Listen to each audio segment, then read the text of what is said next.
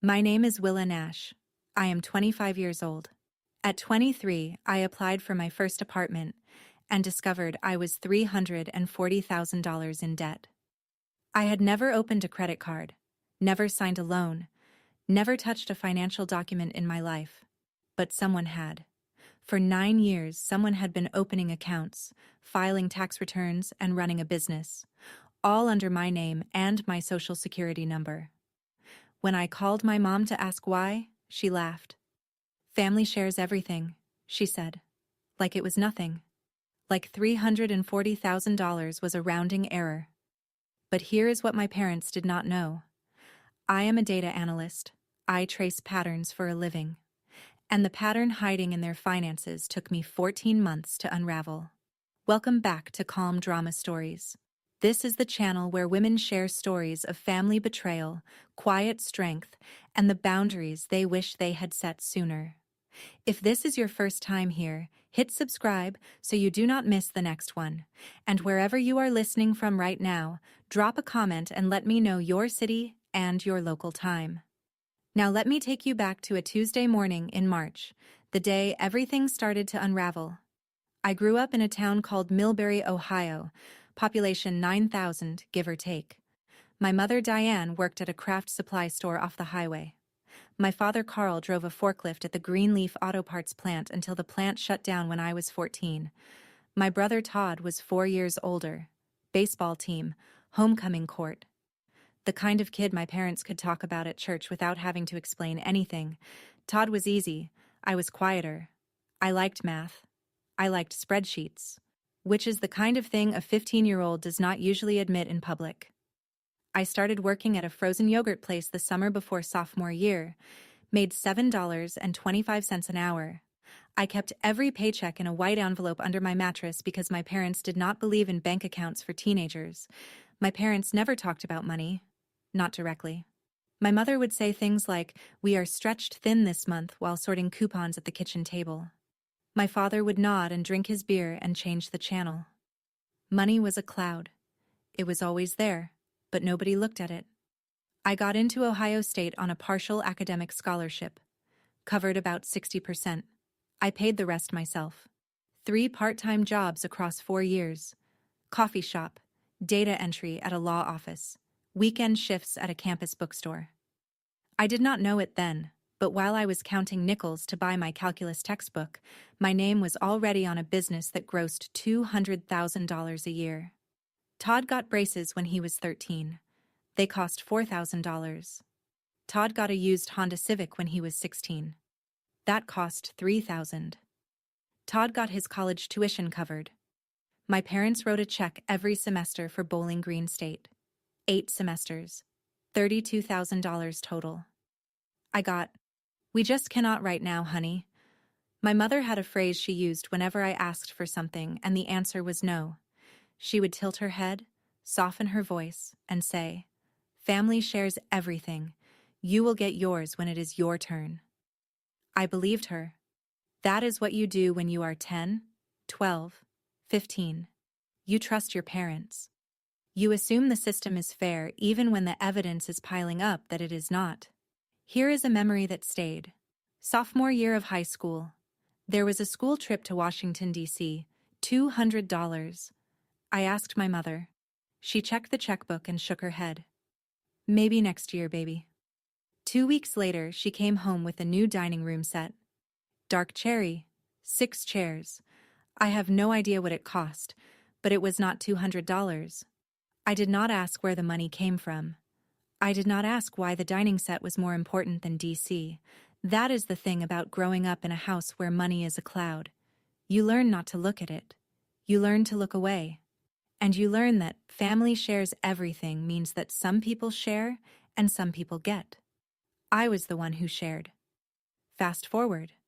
I am 23. I have a degree in statistics from Ohio State. I have a job as a data analyst at a mid-size insurance company in Columbus. Salary, $48,000. My first real paycheck. My first real desk. My first real nameplate. I found an apartment on the east side. 1 bedroom, 2nd floor, narrow kitchen, decent light. $1,100 a month. I could swing it. Barely, but I could swing it. I filled out the application on a Sunday afternoon, paid the $35 fee, listed my employer, my income, my references, turned it in with a deposit check and a smile that probably looked ridiculous. 3 days later, the property manager called. "Miss Nash, we are unable to approve your application." I assumed it was the income. Maybe they wanted 2 months of pay stubs instead of 1. Maybe I needed a cosigner. "Your credit report came back," he said. "There are significant issues." Significant issues. I had never opened a credit card, never taken out a car loan, never financed a piece of furniture. I paid cash for everything because that is how my parents raised me.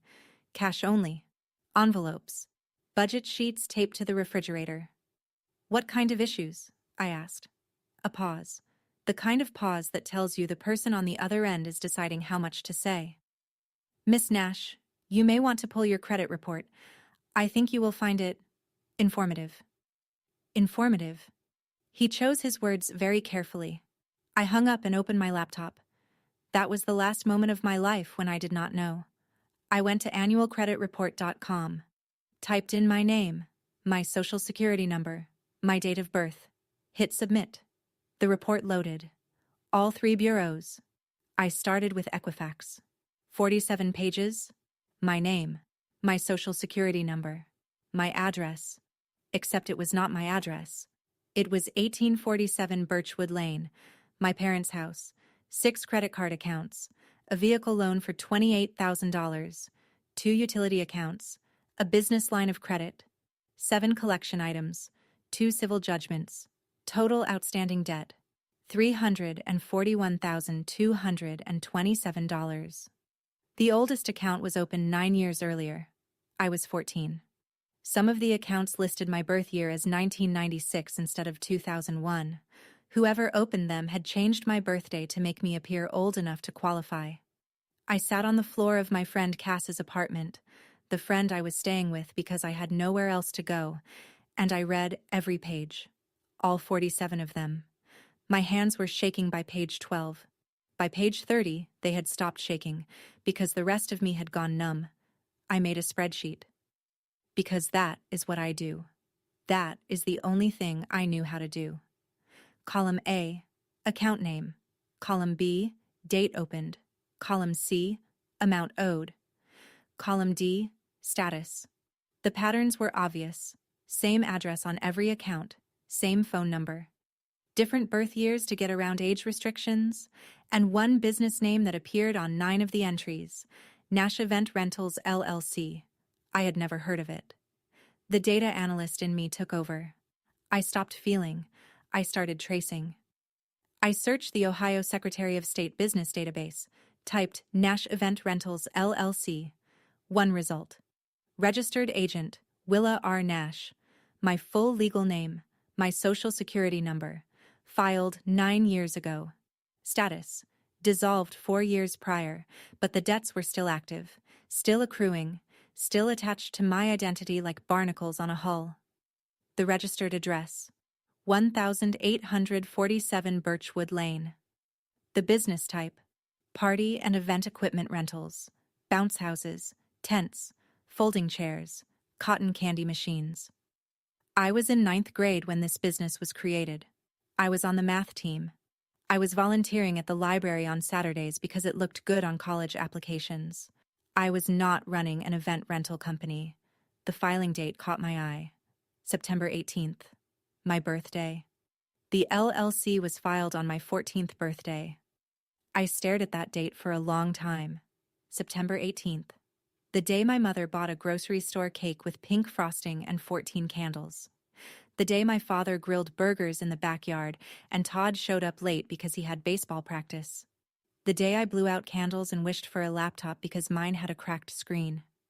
That same day, maybe that same hour, someone sat at a computer and typed my name, my social security number, and a forged signature into a state database.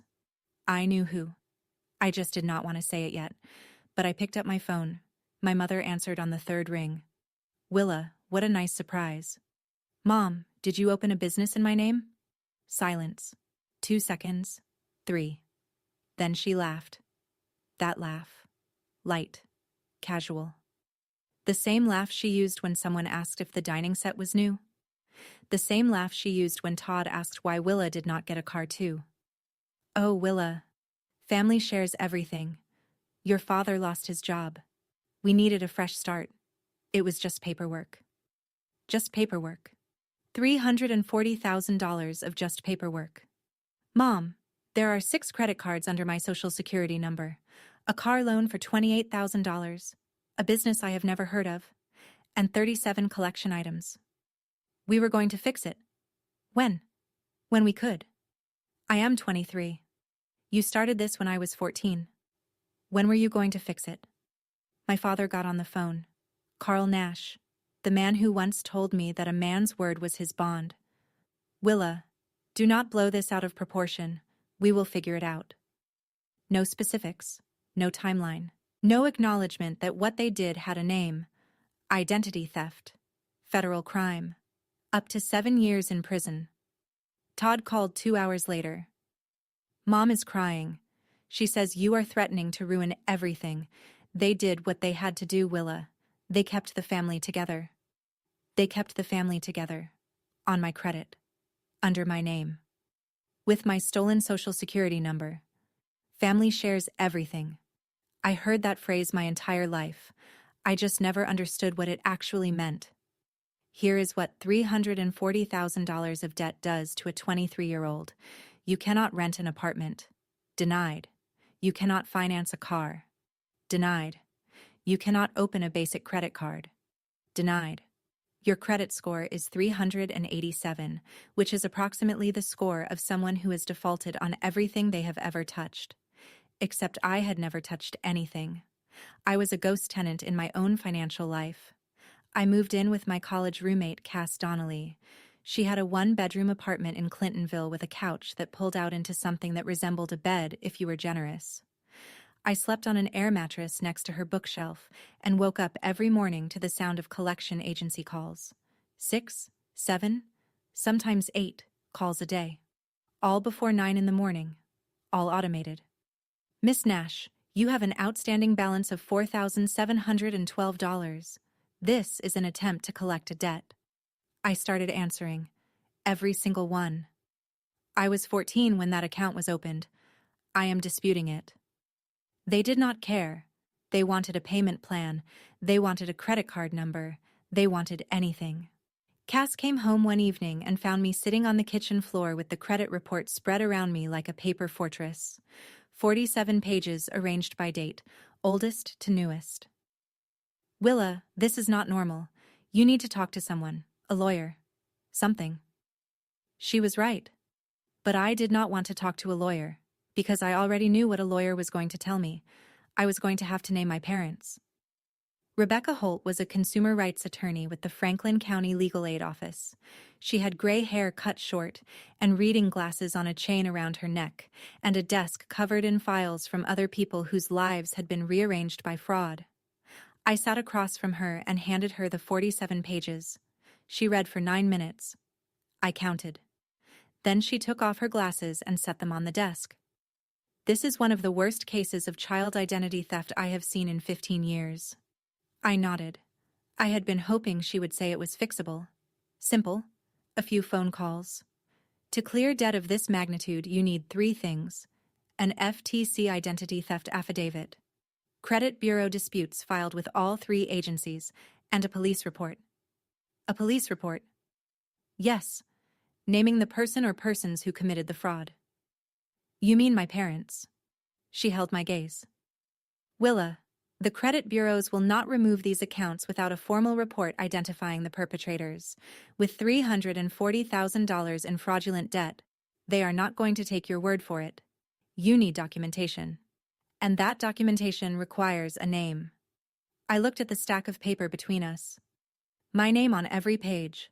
A signature that was not mine. A birthday that was wrong. An address I had not lived at since I was 18. There is no way around it? No. I am sorry. I asked her for a week to think. She gave me her card and said, "Take 2 if you need it. But do not wait too long. Interest is still accruing. $340,000, growing every day, under my name. I did not sleep much that week. Instead, I did what I do. I pulled data. I ordered my credit reports from all three bureaus: Equifax, Experian, TransUnion. I cross-referenced every account across all three files. Some accounts appeared on two reports, but not the third. Some had different balances. Some had different dates. The inconsistencies were their own kind of evidence. The picture got worse. It was not just the LLC. My mother had opened 6 personal credit cards under my Social Security number. Each one used a different birth year: 1996, 1997, 1998, 1999. Always old enough to clear the minimum age requirement. Always young enough that no creditor would question the lack of credit history. Then I found the car loan. $28,000. Financed through a credit union in Toledo. For a 2019 Chevy Tahoe. I had never seen a Chevy Tahoe in my life. But I had a feeling I knew where it was parked. I searched the Ohio Bureau of Motor Vehicles Registration database. The Tahoe was registered to Diane L. Nash, my mother. At 1847 Birchwood Lane, my mother was driving a car financed under my stolen identity. She drove it to work.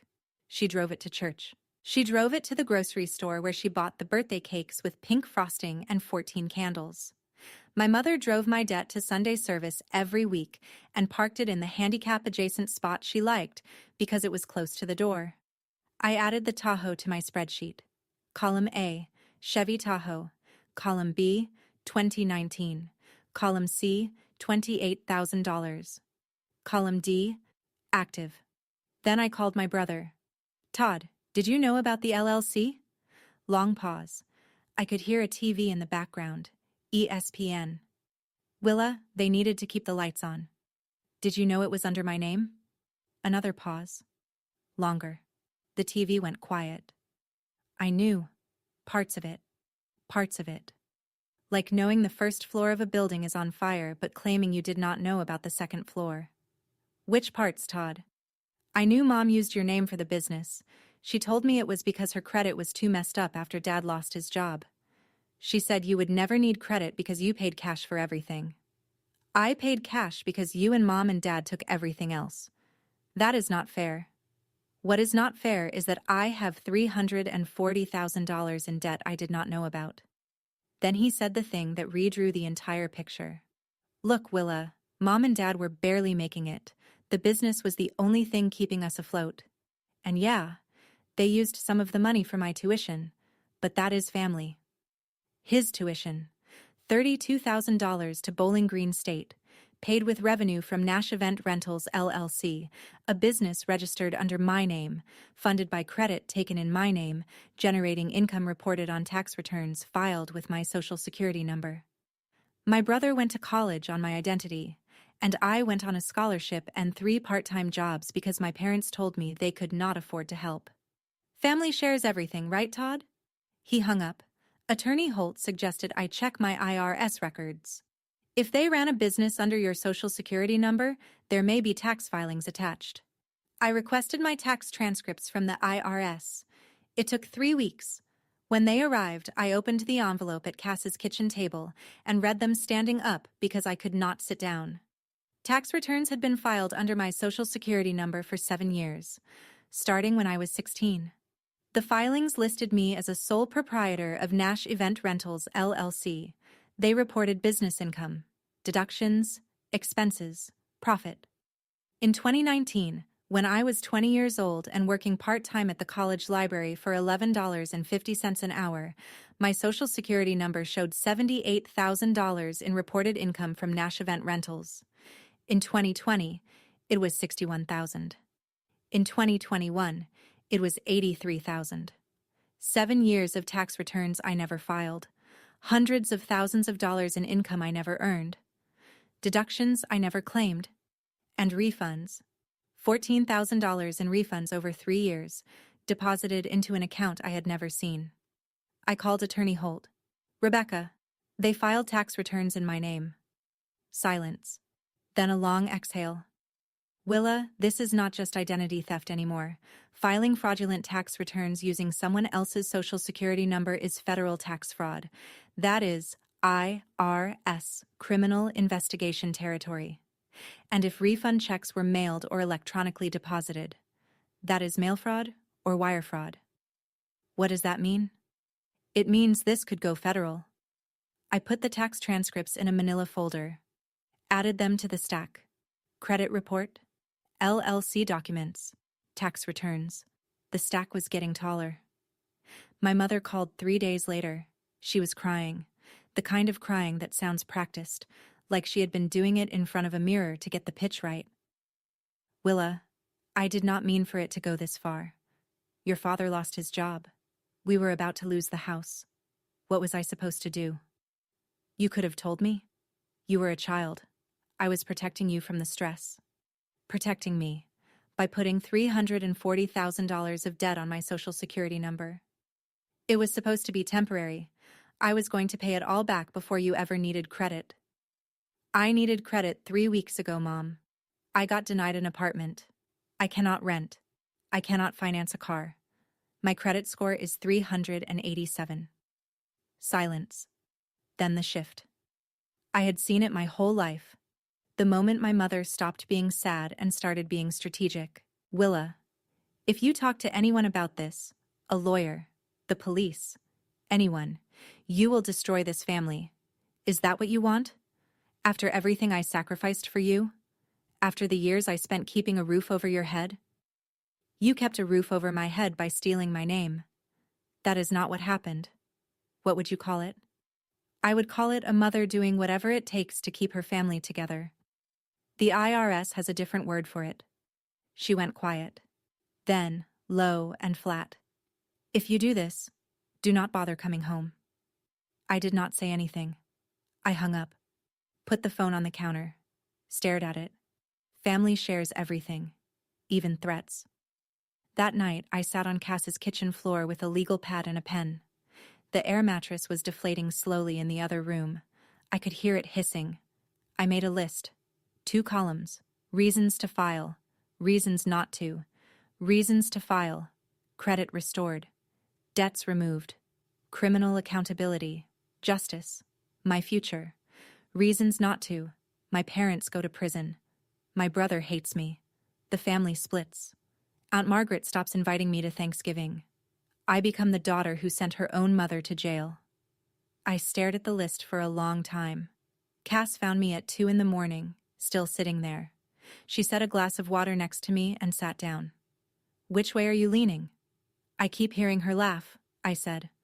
On the phone, when I asked her about the business, she laughed. Like it was nothing. Like I was overreacting. Cass did not say anything for a while. Then, how much did you say the total was? 341,000. And she laughed. She laughed. Cass picked up the legal pad, read both columns, handed it back. You already know what you are going to do. You are just looking for permission. She was right. I did not need permission. I needed one more thing. I needed to see the documents myself. The LLC filing. The original paperwork. The signature that was not mine but carried my name. I needed to go home. I drove to Millbury on a Saturday. Told my parents I was visiting for the weekend. Normal, casual, the kind of visit a good daughter makes. My mother made pot roast. My father watched a game. Todd was not there. He had moved to Dayton for a sales job the year before. Saturday morning, my parents left for the grocery store. They always went together. Always. 45 minutes. Sometimes an hour if the lines were long. I went to the garage. My father kept a metal filing cabinet next to his workbench. 2 drawers. Top drawer. Owner's manuals, warranty cards, old phone bills. Bottom drawer. Legal documents. I opened the bottom drawer. It was all there. The LLC registration. My name. My social security number. A signature line that said, Willa R. Nash in handwriting that was not mine. It was my mother's. I recognized the way she curled the W. A notary stamp. Linda Pruitt, Notary Public, State of Ohio. Linda Pruitt. Aunt Linda. My mother's best friend since childhood. The woman who brought potato salad to every family barbecue and called me sweetie. And the filing date, September 18th, my 14th birthday. I stood in my father's garage and stared at that date. September 18th. The day I blew out candles on a grocery store cake and wished for a laptop. The same day my mother sat at a desk somewhere and filed papers that would cost me $340,000. I photographed every page, 12 documents, front and back. Put them back exactly where I found them.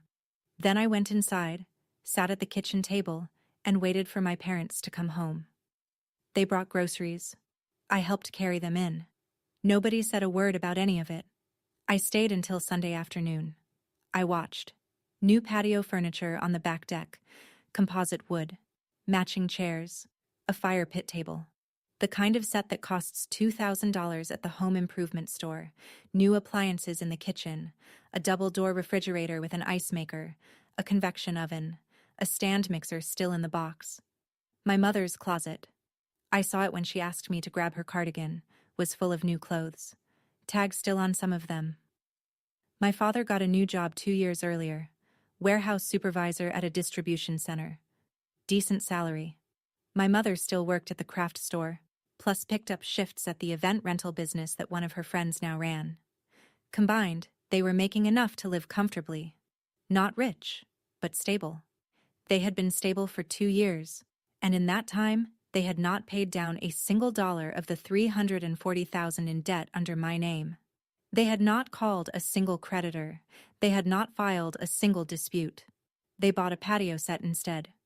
Sunday dinner, pot roast again. My mother passed the bread basket and smiled. Is it not nice to have the family together? I smiled back, took a piece of bread, chewed it slowly.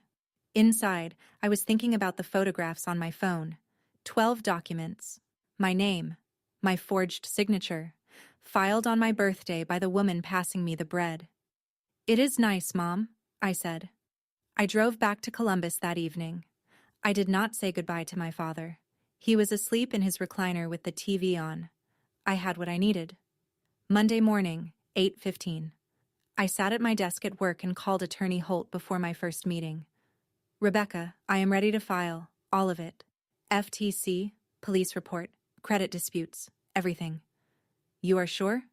I am sure. I was 14. They knew what they were doing. I filed the FTC identity theft affidavit that afternoon. I filled out every field. Name, date of birth, social security number, description of fraud, names of suspected perpetrators, Diane L. Nash, Carl R. Nash. I filed a police report with the Columbus Division of Police, supplemental report with the Millbury Police Department. Both reports named my parents. Both included the photographs of the LLC documents. I filed disputes with Equifax, Experian, and TransUnion. Every account, every credit card, the car loan, the utility bills, the business line of credit, 23 separate disputes across 3 bureaus. It took 4 hours. I did it during my lunch break and stayed late at the office. When I finished the last form, I typed my mother's name into the suspect field one more time. Diane L. Nash, date of birth, address, relationship to victim, mother. I hit submit.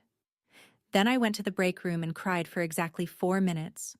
Not because I was sad, not because I felt guilty, because it was done, and there was no undoing it. I washed my face, went back to my desk, opened a spreadsheet, did my job. That night, I told Cass. I filed. She nodded. Good. It does not feel good. It does not have to feel good. It just has to be right. She was right about that. 2 weeks passed. 16 days, actually. I was counting. Then my phone rang at work. Miss Nash, this is Special Agent Miriam Torres with the FBI Cleveland Field Office. My hands went cold. I knew the case could escalate to federal, the tax fraud, the wire fraud, the mail fraud. Attorney Holt had warned me, but I did not expect it to happen this fast. We have reviewed your FTC filing and the police report. The tax fraud component places this in federal jurisdiction. Would you be available to come in for an interview? I drove to Cleveland the following Thursday. The FBI field office was in a federal building downtown. Gray walls, fluorescent lighting, a conference room with a table that could seat 12, but held only 2. Me and Agent Torres. Torres was in her mid-40s. Dark hair pulled back. No jewelry except a watch. She spoke the way I imagine surgeons speak, precise, calm, no wasted words. I liked her immediately. The interview lasted 4 hours. She walked me through every account, every credit card, every tax return, every LLC document. She asked when I learned, who I told, what I did. Then she showed me something I did not know. Miss Nash, the LLC had a registered post office box in Millbury.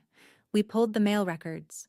IRS refund checks were sent to that box for 3 tax years, totaling $14,200, deposited into a checking account at First National Bank. The account holder is Diane Nash. $14,000 in refunds from tax returns filed with my Social Security number, money the government sent because they believed I ran a business and overpaid my taxes. I did not run a business. I shelved library books for $11.50 an hour. I sat in the FBI parking lot for 20 minutes after the interview, engine off, hands on the steering wheel, staring at the concrete wall in front of me. My parents were now subjects of a federal investigation. My mother, my father, the woman who braided my hair before school, the man who taught me how to change a tire, the people who made me grocery store birthday cakes and drove me to college orientation and told me they loved me at the end of every phone call. They stole my identity. They ran a business in my name. They filed taxes I never earned. They collected refunds I never received. And they drove a car I never sat in, paid for with credit I never applied for. I started the engine, pulled out of the lot, drove south on 71 toward Columbus. And somewhere around Medina, I said it out loud for the first time. My parents are criminals. It sounded wrong. It sounded dramatic. It sounded like something from a movie. But it was true. If you are listening to this and you have never checked your credit report, or your child's credit report, please do it. Today. Right now. Go to annualcreditreport.com. It is free. It takes 5 minutes. Because I spent 9 years not knowing, and it cost me $340,000. 1 in 50 American children are victims of identity theft every year. 73% of those cases are committed by someone the child knows. Check, please. The next 7 months were the hardest of my life. The FBI contacted my parents in June. 2 agents showed up at 1847 Birchwood Lane and asked Diane and Carl Nash to come in for an interview. They were told to retain legal counsel. My mother called me within the hour. She was not crying this time. The FBI, Willa? The FBI? You are going to put your own mother in prison? Mom, I did not call the FBI. The case was referred by the IRS. Do not play word games with me. You started this. You filed those reports. You gave them my name. You gave them my name first. When I was 14. You ungrateful. After everything I did for you. After I kept this family together. You kept this family together by stealing my identity. She hung up. My father sent a text message. 1 sentence. You have destroyed this family. Todd's came an hour later. You are dead to me. I hope you are happy. Then the extended family. Aunt Linda, the notary, though I did not mention that part, left a voicemail. Your mother was in a bad place, Willa. How could you do this to her? Uncle Ray. Blood does not do this to blood. Cousin Sarah. I heard what happened. That is so messed up. I could not tell if Sarah meant what my parents did or what I did. I did not ask. I changed my phone number that weekend. Only Cass and Attorney Holt had the new one. My old number, the one my mother had called every Sunday for 23 years, went silent. For the first time in my life, nobody from my family knew how to reach me. It was the loneliest I have ever felt. It was also the safest. The investigation moved at its own pace. Federal cases are not fast. They are thorough. Agent Torres subpoenaed the bank records for Nash Event Rentals LLC, the checking account at First National Bank in Millbury, 7 years of transactions. She called me in August with an update. The deposits matched the business income reported on the tax returns, party rentals, event fees, equipment leases, but the withdrawals tell a different story. She read me a summary. Mortgage payments for 1847 Birchwood Lane, sent directly from the business account, car insurance for the Chevy Tahoe, grocery store purchases, a furniture store, a clothing boutique in downtown Toledo, restaurant charges, a vacation rental in Myrtle Beach. There is no separation between business and personal expenses, Torres said. Your mother used the LLC account as her personal checking. Then she pointed out a pattern I had missed. Look at these 3 withdrawals in November 2021. $4,900, $4,800, $4,700. 3 separate transactions on 3 separate days. What about them? The reporting threshold for cash transactions is $10,000. Your mother split a single withdrawal into 3 smaller ones to avoid triggering a currency transaction report. I knew the word for that. Structuring. It is a federal crime. Separate from the identity theft. Separate from the tax fraud. Its own charge entirely. Every time I think I have found the bottom, I told Torres, there is more floor underneath. That is usually how these cases work, she said. People who commit one type of fraud rarely stop at one. She was building a case, layer by layer, transaction by transaction. My mother built her life on my name. Torres was taking it apart with receipts. In September, Torres turned her attention to the LLC registration documents, specifically, the notarization.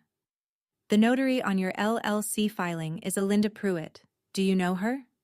She is my mother's best friend. I have known her my entire life. We call her Aunt Linda. Miss Nash, Linda Pruitt notarized documents claiming that you were present and that you consented to the LLC filing. You were 14 at the time. Were you present? No, I was at school. It was a Wednesday. I had a math exam that afternoon. Can you verify that? I can try. I called Millbury High School and requested my attendance records from 9th grade. They still had them on file. September 18th, present for all 7 periods. Math exam in 5th period, a 92. I scored a 92 on a math exam while my mother's best friend was notarizing my forged signature across town. Torres added Linda Pruitt to the investigation, not as a witness, as a potential co-conspirator. I thought about Linda at family barbecues, standing by the grill with a paper plate, laughing at my father's bad jokes, bringing her famous potato salad in a green ceramic bowl. I thought about Linda at my high school graduation, hugging me and saying, I am so proud of you, sweetie. She knew, the entire time. She signed the papers that attached $340,000 of debt to my name, and then she hugged me at graduation and called me sweetie. The green bowl, the potato salad, the word sweetie. None of it was real. Or maybe it was real to her. Maybe she compartmentalized. Maybe she told herself it was a favor for a friend and nothing more. It does not matter. She signed. October, November, December. The months passed in a gray haze of work and waiting. I went to the office, sat at my desk, ran reports, analyzed claims data, came home to Cass's apartment, heated up whatever Cass had cooked, sat on the air mattress with my laptop and answered emails from Attorney Holt or Agent Torres. Thanksgiving came. Cass and I ordered Thai food and watched a documentary about deep-sea creatures. She did not ask me if I was okay. I appreciated that. Christmas came. Cass's family invited me to their dinner in Akron. I went.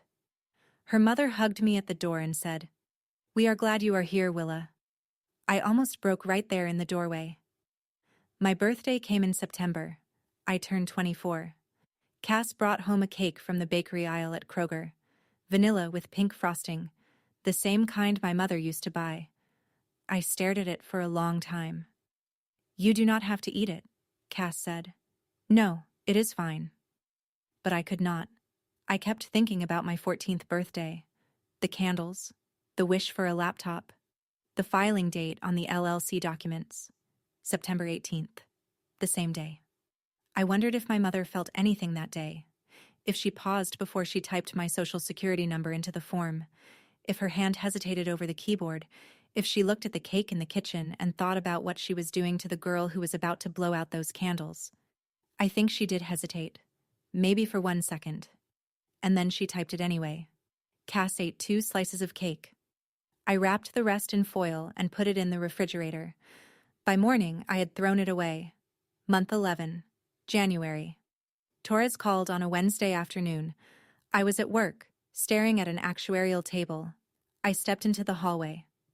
Willa, I want to update you. The United States Attorney's Office for the Northern District of Ohio has reviewed the case. They are considering formal charges. I leaned against the wall. The charges under consideration are as follows: identity theft of a minor, up to 7 years; tax fraud, up to 5 years; mail fraud related to the IRS refund checks, up to 20 years; wire fraud, up to 20 years; structuring financial transactions to evade reporting, up to 5 years. For both of them? Your mother faces the bulk of the charges. Your father is looking at conspiracy counts. Your brother may face accessory charges depending on what the grand jury decides, and Linda Pruitt is being referred for false notarization and conspiracy. I closed my eyes. 20 years. My mother could face 20 years in a federal prison for opening a party supply business under her 14-year-old daughter's name. Can I ask you something, Agent Torres? Of course. In all your cases, when it is family, do the parents ever actually understand what they did? She was quiet for a moment. I could hear her pen clicking. Then, in my experience, no, they usually feel like the victim. That sounded exactly right. My mother stole my identity, ruined my credit, filed fraudulent tax returns, collected refunds she was not owed, and drove a car financed in my name. And she felt like the victim because I reported it. Thank you, Agent Torres. Call me Miriam. A letter arrived at Cass's apartment in February. No return address. My mother's handwriting on the envelope. The same curled W she used on the LLC documents. I opened it at the kitchen table.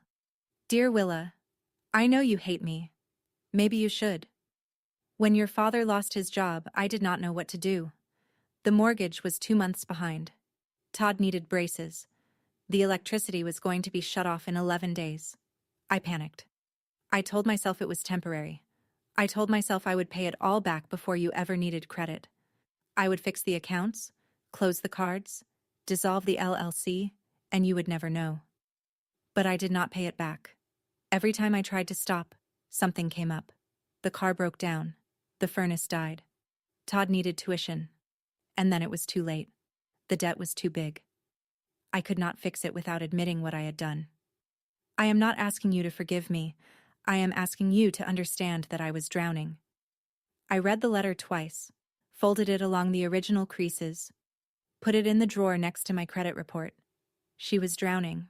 I believe that. I believe that my mother stood in the kitchen of 1847 Birchwood Lane on a Wednesday night in September with an overdue mortgage and a son who needed braces and a husband who had not worked in 3 months, and she panicked. But here is the thing about drowning. When you are drowning, you reach for the nearest thing that will hold you up. My mother reached for her 14-year-old daughter, climbed on top of her, and pushed her under. That is not survival. That is a choice. Month 13. March. Torres called at 9 in the morning. I was already at my desk. The grand jury has reviewed the evidence. Indictments are being issued.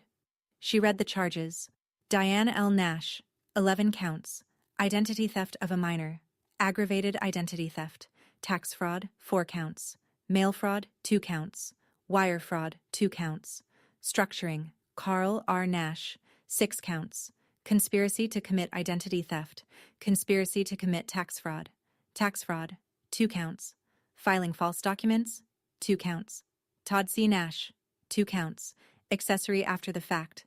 Conspiracy. Linda Pruitt, 3 counts. Conspiracy to commit fraud. False notarization. Aiding and abetting identity theft. 22 counts across 4 people. 4 people I had sat across from at Thanksgiving dinners for 23 years.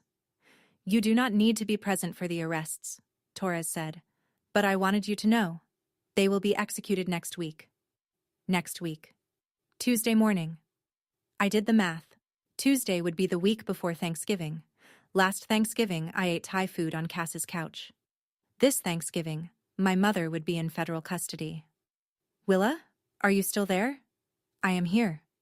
Is there anything you need? I thought about it.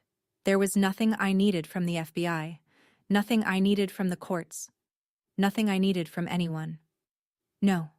Thank you, Miriam. I hung up, went back to my actuarial table, finished the report I was working on, sent it to my manager by noon. That evening, I sat on the air mattress and stared at the ceiling. Cass was in the kitchen. She did not ask. She already knew. I did not sleep that week. 5 days.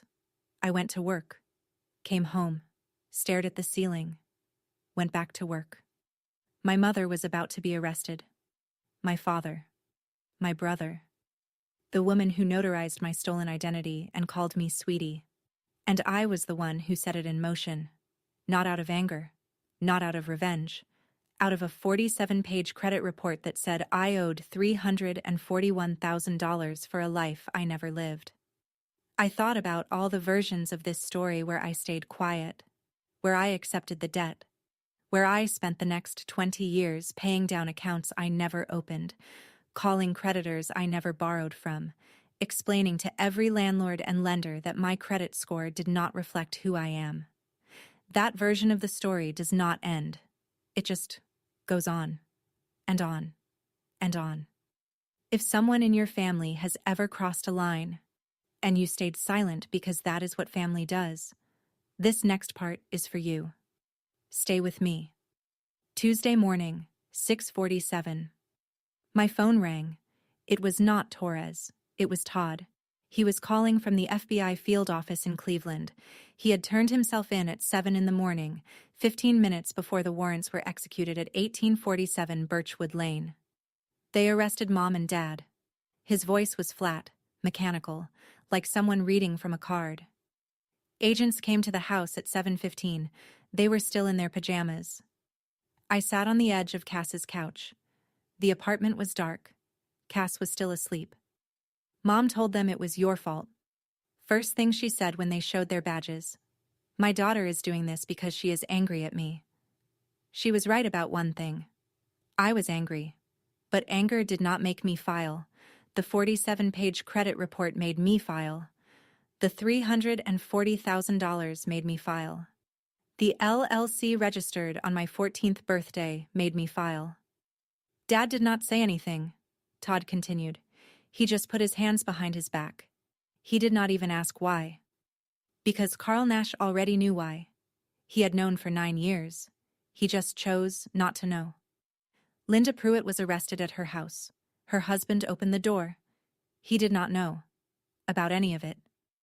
I did not respond. Willa, say something. I wanted to say I was sorry, but I was not sorry. I wanted to say it would be okay, but it would not be okay. Not for them. Are you out? They released me on my own recognizance. I have to appear in court next month. Okay. Cass appeared in the hallway. She did not say anything. She set a cup of coffee on the table next to me, sat down on the other end of the couch. We sat like that for a long time. Todd was not done. You are really going to let them go to prison? Over money? They are your parents, Willa. They stole my identity, Todd. They were struggling. They used my name, my social security number.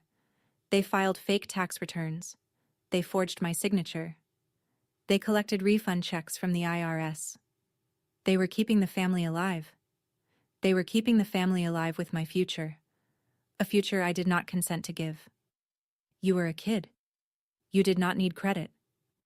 I needed it at 23, and it was gone. So you call the FBI? You put your own mother in handcuffs? I closed my eyes, took a breath, let it out. I was 14, Todd. Silence. I was 14 years old. I was on the math team. I was saving money in an envelope under my mattress. I was a child. More silence. And you knew. You went to college on the money they made off my name. $32,000.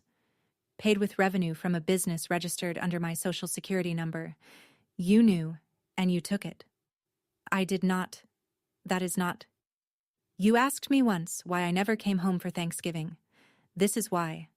Because I was sleeping on an air mattress in my friend's apartment with a credit score of 387 and 6 collection agencies calling me before breakfast, while you were eating turkey at a table paid for with my stolen name. He did not respond. I waited 3 seconds. Then I said it one more time. I was 14. He hung up. I put the phone down, picked up the coffee Cass had left, drank it. It was cold. Attorney Holt called that afternoon with details from the initial proceedings. Diane Nash had retained a public defender. Her defense strategy, according to preliminary filings, a desperate mother making impossible choices in a time of financial crisis. In her initial statement to investigators, my mother said, "Family shares everything. I never thought of it as stealing." The assistant United States attorney handling the case responded in the filing. The defendant's 14-year-old daughter did not consent to sharing her identity, her credit, or her future. Carl Nash's statement was 2 sentences. My wife handled the finances. I signed what she told me to sign. My father threw my mother under the bus. My mother claimed she was the bus. Linda Pruitt cooperated immediately. Full cooperation agreement. She testified that Diane had asked her to notarize the documents as a favor and told her, "Willa knows and is fine with it." Linda said she never questioned it because Diane was my best friend and I trusted her. Trust. Everyone in this story trusted someone. I trusted my parents. Linda trusted Diane. Carl trusted Diane. Diane trusted that nobody would ever check. She was almost right. I almost never checked. If that property manager had not said the word informative on the phone, if he had just said denied and left it at that, I might have walked away confused and applied somewhere else. I might never have pulled the credit report. I might still be living with $340,000 of invisible debt, wondering why nothing in my life worked out. One word. Informative. That property manager saved my financial life with a single word he probably forgot by lunch. The plea negotiations took 2 months. Federal cases move carefully. Every charge weighed, every sentence calculated. In the end, it went like this. Diane Nash pleaded guilty to identity theft of a minor and 2 counts of tax fraud. The remaining charges were dropped as part of the agreement. Sentencing, 30 months in a federal correctional facility, 3 years of supervised release, restitution, the full amount of fraudulent debt. $341,227. Carl Nash pleaded guilty to conspiracy to commit identity theft and 1 count of filing false documents. Sentencing: 18 months in a federal correctional facility, 2 years of supervised release, joint restitution with Diane. Todd Nash pleaded to accessory after the fact. Sentencing: 3 years probation, 200 hours of community service, a separate restitution order of $32,000. The exact amount of tuition paid from the business revenue. Linda Pruitt pleaded to false notarization and aiding and abetting. Sentencing: 2 years probation. Her notary license revoked permanently. I did not attend the sentencing hearings. Attorney Holt offered to come with me. Torres offered to be there. I said no. I did not need to see my mother in a courtroom. I did not need to hear her cry. I did not need the judge to look at me and ask if I had anything to say. I had already said everything I needed to say. I said it in 47 pages of credit reports, in 12 photographs of LLC documents, in an FTC affidavit, in a police report.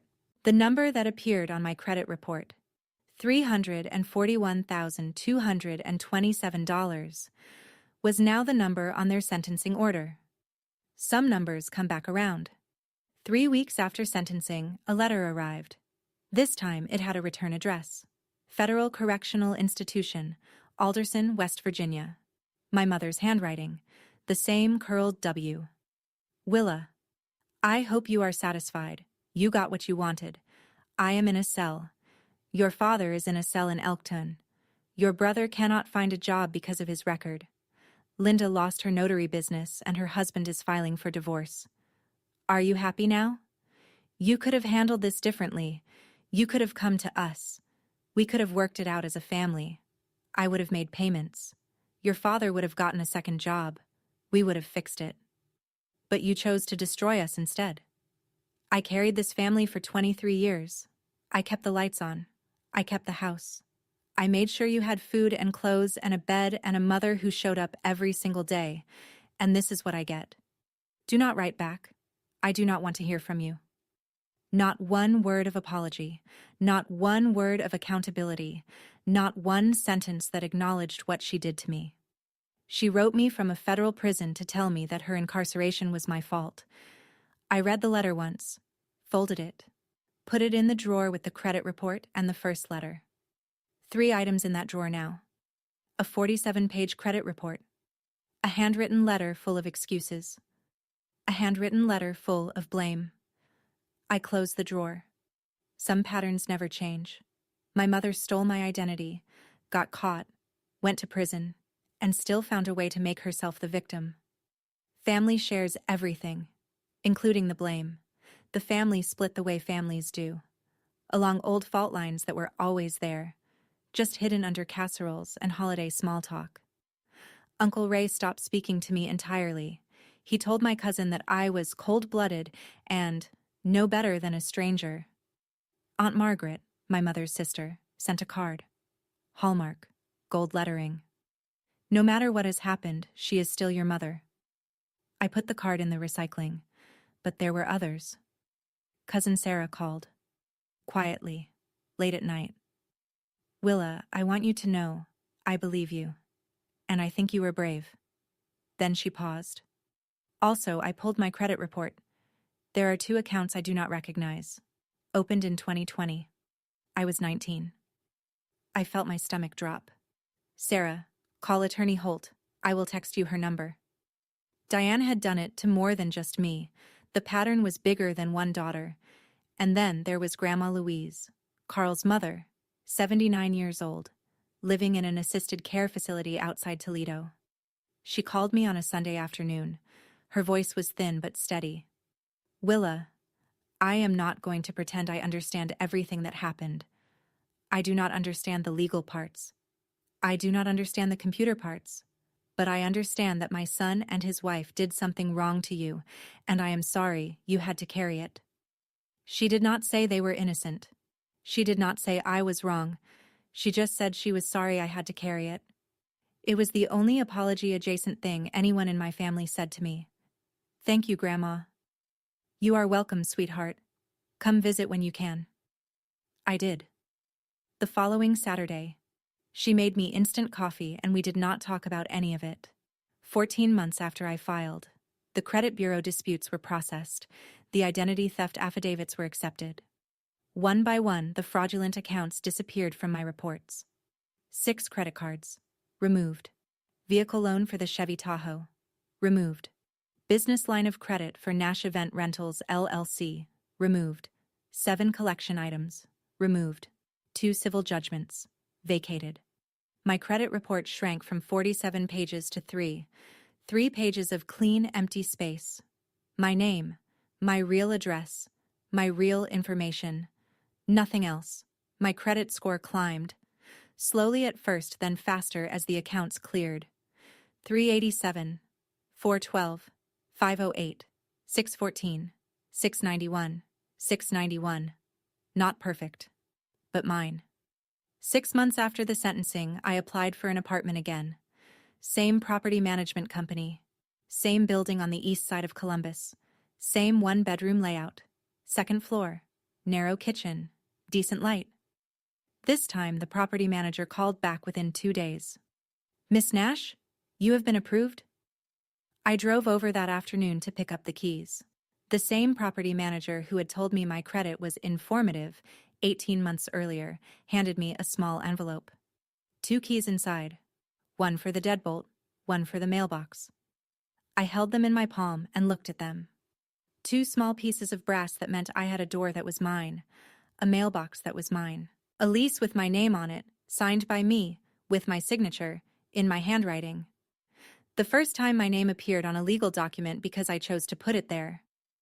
Everything okay? the property manager asked. Yes, I said. Everything is okay. I drove to the apartment, unlocked the deadbolt, stepped inside. Empty rooms, white walls, a kitchen with a window that caught the afternoon light. I sat on the floor. No furniture, no air mattress. Just me and 2 brass keys and the quietest room I had ever been in. It was enough. I moved in the following weekend. Cass helped me carry boxes. There were not many. An air mattress, the same one, until I could buy a bed. A desk from a thrift store. A lamp. A coffee maker. A filing cabinet. I bought the filing cabinet first. Before the bed. Before the dishes. Before anything else, I put my credit report in the top drawer. All 3 pages of it. Clean. People tell me I should forgive my parents, that holding on to anger only poisons the person holding it, that family is family, no matter what. I have heard it all. But this was never about anger. This was never about revenge.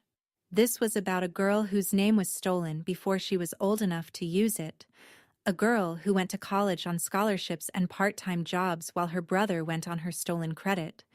A girl who could not rent an apartment at 23 because her mother needed a fresh start at her expense. I check my credit report every month now. I log in. I review every account. I verify every entry. Not because I am scared, because it is mine, and I plan to keep it that way.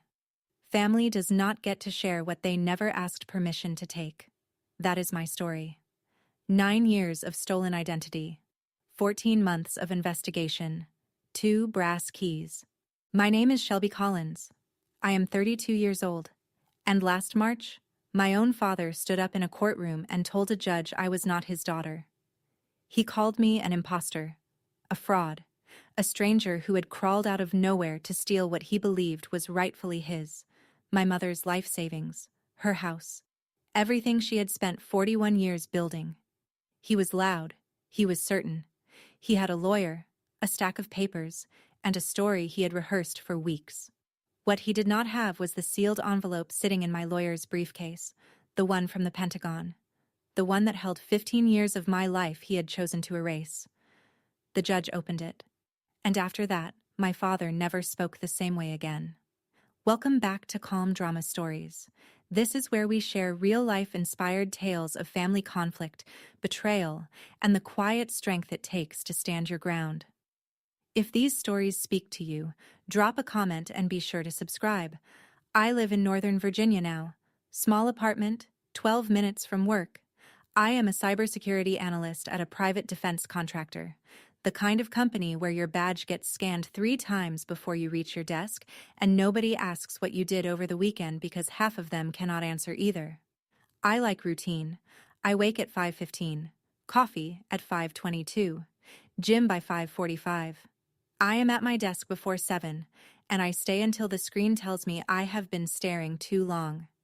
8 years in uniform will do that to you. The Army teaches you to build a day out of structure, and I never stopped. I enlisted at 18, straight out of a Greyhound station with a duffel bag and a GED I had earned 2 months earlier. Military intelligence. The specifics live in filing cabinets I will never see again, and most of my 20s exist in reports I am not allowed to discuss at dinner parties. Not that I go to many dinner parties. I am not mysterious. I am just trained to keep things in their proper compartments. Work stays at work. The past stays behind the door I closed at 17. Except it does not. Not really, because behind every compartment is a name you are trying not to think about, and behind every locked file is a family you walked away from, or a family that told you to walk. My father's name is Gerald Collins. He sells used cars in a town where everyone has already bought one. He has opinions about everything and regret about nothing. But before I tell you what he did in that courtroom, you need to understand what he did in 1999. I was 17. Senior year had just started, and I was holding a letter from the University of Virginia. Partial scholarship. Enough to cover tuition if I worked summers and kept my grades where they were. I showed it to my mother first. Ruth sat at the kitchen table and read it twice, pressing her finger under each line like she was memorizing it. Her eyes got wet, but she did not cry. She just said, "Good. This is good." Then Gerald came home. He ran a used car lot on Route 9, just past the Dairy Queen. Business was never great. Business was never terrible.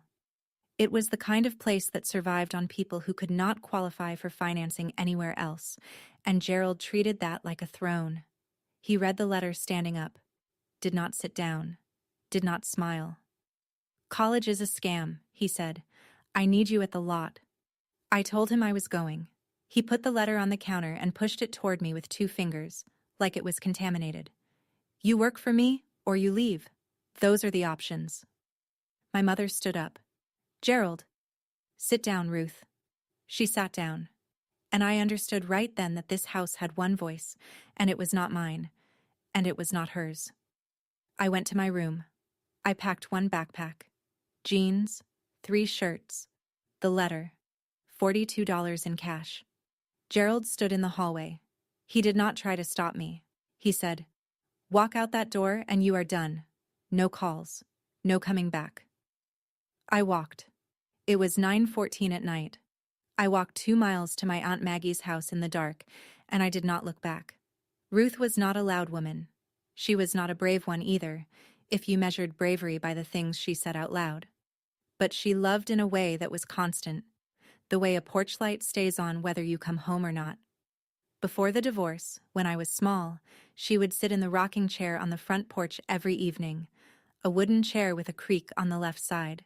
She would watch the street and wait for nothing in particular, just the day ending. She worked as a receptionist at the county hospital, answered phones, filed papers, directed people to the right wing. She earned enough to keep the lights on and not much more. But Ruth saved. She saved like it was breathing. $20 here, $50 there. She cut coupons for 30 years and put the difference in a savings account Gerald never knew about. After the divorce, I was 10 when it happened, Ruth kept the house. Gerald got the car lot and his debts. She stayed quiet. She raised me alone for 7 years, and when Gerald kicked me out, she did not fight him in that hallway. I used to resent that. I do not anymore. She was not surrendering. She was surviving. What I did not know until years later was this. Ruth never stopped talking to me. Not once. Not for a single year. After I left, Aunt Maggie became the bridge. I would write Ruth letters and mail them to Maggie's address. Maggie would hand-deliver them. Ruth would write back the same way. Her letters to Maggie's mailbox, Maggie's hands to mine. Gerald never checked Maggie's mail. He never asked. He assumed I was gone, and that Ruth accepted it. He was wrong about both. I turned 18 at a bus station in Richmond. I had spent the last 9 months at Maggie's, working shifts at a gas station and studying for my GED. The day I passed, I walked into a recruiting office and signed the papers before lunch. Army Intelligence. That is all I will say about the classification, because that is all I am allowed to say. The specifics belong to a world with acronyms I cannot spell out here, and facilities that do not appear on public maps. What I can tell you is this. I was good at it. I was quiet, detail-oriented, and I had spent 17 years learning how to read a room where one person held all the power. That turned out to be useful. I deployed 4 times. I earned 2 commendations that have since been partially declassified. I was promoted faster than anyone in my intake class. And for 8 years, I lived in a space between visible and invisible, present in the system, absent from every civilian database Gerald or his lawyer would ever think to search. Every time I came back stateside on leave, I drove to see Ruth. Never to Gerald's town. Always through Maggie. I would park 2 streets over from Ruth's house, and Maggie would bring her to a diner off the highway. Ruth kept every letter I sent in a tin box under her bed. Blue paint, chipped at the corners. She showed it to me once, the second year I was in. She opened the lid, and there they were, 12 letters, lined up by date. I read them twice each, she said. Once when they arrive, once before bed. I had a career Gerald could not pronounce, and a security clearance he could not imagine, but that tin box mattered more than any of it. Gerald married Donna Pryor 6 years after the divorce.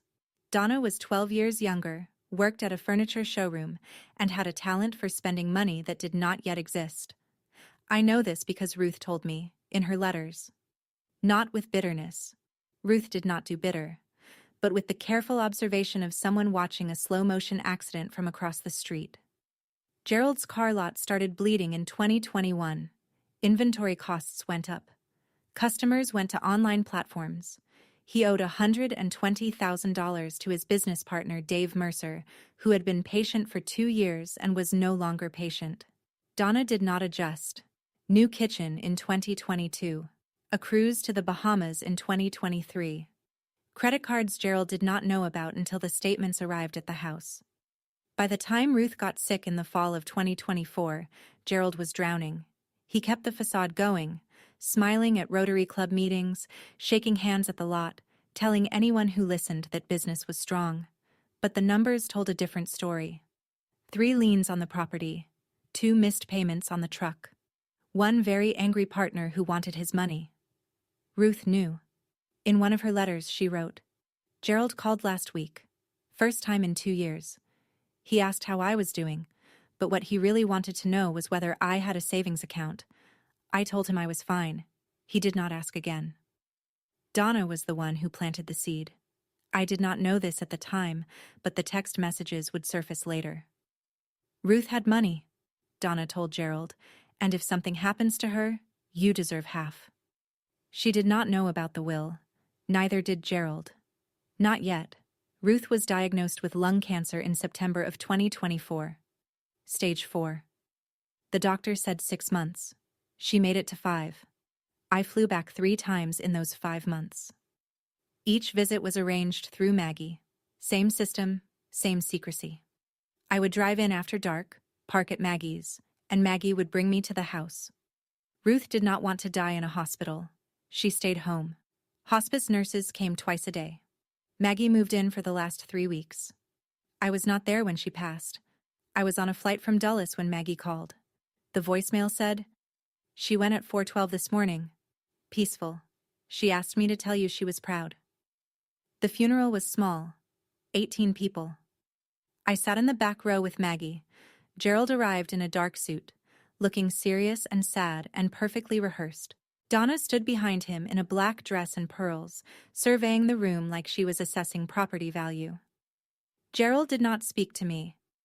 I do not think he recognized me. 15 years changes a face, and he had stopped looking for mine a long time ago. 1 week later, Ruth's attorney read the will. It was simple.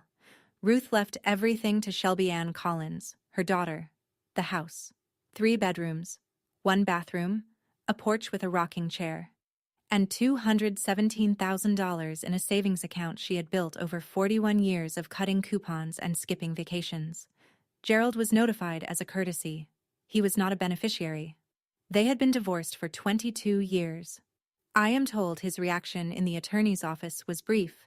He said, "That is impossible. She would not." And then Donna pulled him out of the room. 2 weeks later, I received a certified letter. The letter came from a law office I had never heard of. Victor Hargrove, attorney at law, specializing in estate litigation. The language was formal, but the accusation was not. Gerald Collins was contesting Ruth's will on the grounds that the individual identifying herself as Shelby Ann Collins was not, in fact, his biological daughter. The filing alleged that the real Shelby Collins had disappeared from all public records approximately 15 years ago, and that the woman now claiming the inheritance was a fraudulent party using a stolen identity. I read it twice. Then I read it a 3rd time, because I wanted to make sure I was not imagining it. My own father was telling a court that I did not exist. The logic, if you could call it that, was built on absence. No state tax filings under my name from 2012 to 2020. No voter registration. No social media accounts. No property records. No utility bills. 8 years with no civilian footprint, followed by a woman who appeared just in time to claim a dead woman's savings. From the outside, if you squinted and ignored everything else, I suppose it looked suspicious. That was the point. Victor Hargrove was not building a case on evidence. He was building a case on gaps. What neither of them understood was that those gaps had a name: the United States Army. And every single one of those years was documented, verified, and stored in a system neither Gerald nor his small-town lawyer had thought to check. I put the letter on my kitchen counter. I made coffee. Then I called a woman named Rachel Whitfield, a probate attorney my former commanding officer had recommended 2 years earlier. "They think you have nothing," Rachel said after I explained. "This is going to be straightforward. They just do not know it yet." Rachel Whitfield was the kind of lawyer who wore reading glasses on a chain and could make you feel like she had already won before the first hearing. She had practiced probate law for 14 years and had handled 3 identity-related disputes before mine. She was methodical, calm, and she never raised her voice. We met at her office in Arlington. I brought everything I could carry: my DD-214 discharge form, my civilian identification, my passport, and a folder of correspondence between me and my mother dating back 15 years. Rachel spread it all out on her conference table and spent 40 minutes reading without saying a word. Then she looked up. "His case is built on absence," she said. "The gap in your civilian records. No tax filings, no voter registration, no digital footprint for 8 years. His lawyer is hoping the court sees that gap and draws the wrong conclusion. And if they do, they will not. Because we are going to fill that gap with something Gerald's lawyer never bothered to look for." She explained the process. An imposter claim in probate court requires clear and convincing evidence. The burden was on Gerald. But a well-presented gap could create enough doubt to delay the estate for months, maybe years. That was likely the real strategy: stall, exhaust, force a settlement. "They are not trying to win," Rachel said. "They are trying to wear you down." I told her about my service, the classification, the years that existed in government systems but not in any civilian database. Her pen stopped moving. She looked at me over her glasses. "We request your service record through JAG, verified, sealed, court-authorized, and we let Gerald's lawyer walk into a courtroom with a case built on sand." "How long?" 3 weeks. Maybe 4. Court filings are public record. In a town of 9,000 people, public record travels faster than the internet. Within a week of Gerald's filing, I started hearing about it through Maggie.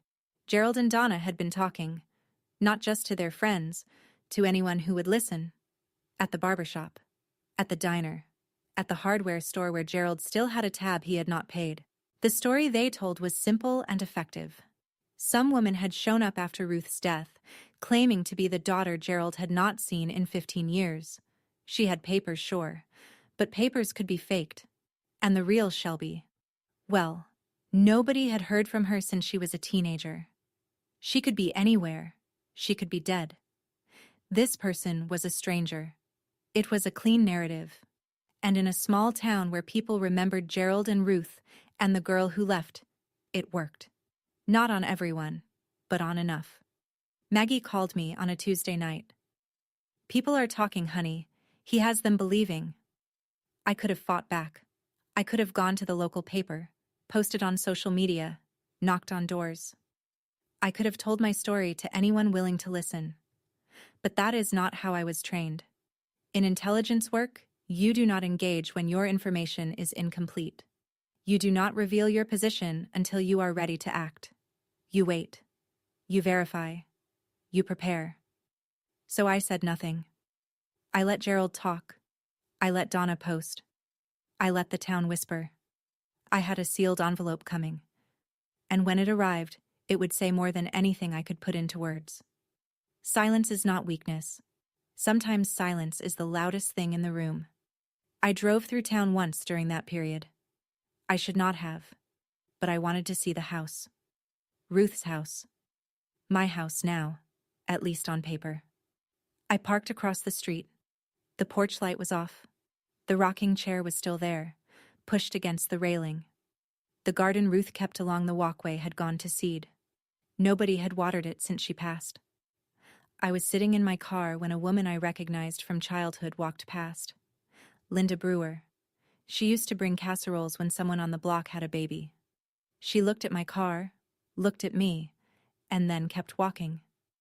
But she walked faster. The next day, Maggie told me Linda had called her. She wanted to know if you were really you, Maggie said. She said Gerald told her the whole thing was a con. At the grocery store. Not the one in town, one 15 miles south. The cashier recognized me from a photo Donna had posted on a local Facebook group. A photo from my junior year yearbook, side by side with a recent picture from my defense contractor's staff directory, which Donna had somehow found online. The post read, "So sad when strangers prey on grieving families. Pray for Gerald." The cashier did not say anything directly. She just looked at me a little too long, handed me my change, and whispered to the bagger as I walked out. 15 years of service to a country I could not talk about. Deployments to places I could not name. Commendations I could not hang on my wall. And now my own father was telling his town I was a ghost. I drove back to Virginia that night. I did not stop for gas. I did not stop at all. The last time I saw Ruth alive was 3 months before she died. December. Cold enough that Maggie had to scrape the windshield twice on the drive over. Ruth was on the porch. She should not have been. It was 38 degrees, and she weighed maybe 105 pounds. But she was sitting in that rocking chair with a quilt over her legs, watching the empty street the way she always had. She was smaller. The chair seemed bigger around her, like it had grown or she had shrunk. Her skin was thin and her hands shook when she reached for mine, but her grip was the same grip from when I was 6 years old, and she held my hand crossing the parking lot at church. "Sit with me," she said. I pulled a lawn chair next to her and we sat without talking for a while. The creak of the rocker, the hum of the neighbor's heat pump, a dog barking 3 houses down. Then she said, "Your father will come for the money." I did not argue. "I changed the will 2 years ago," she said. "Everything goes to you. The house, the savings, all of it." "Mom, let me finish." She pulled the quilt tighter. "He will try. He always tries. But the law's the law, and I made sure the paperwork is right." She looked at me. Her eyes were clear despite everything else. "Promise me you will not let him take what I saved for you."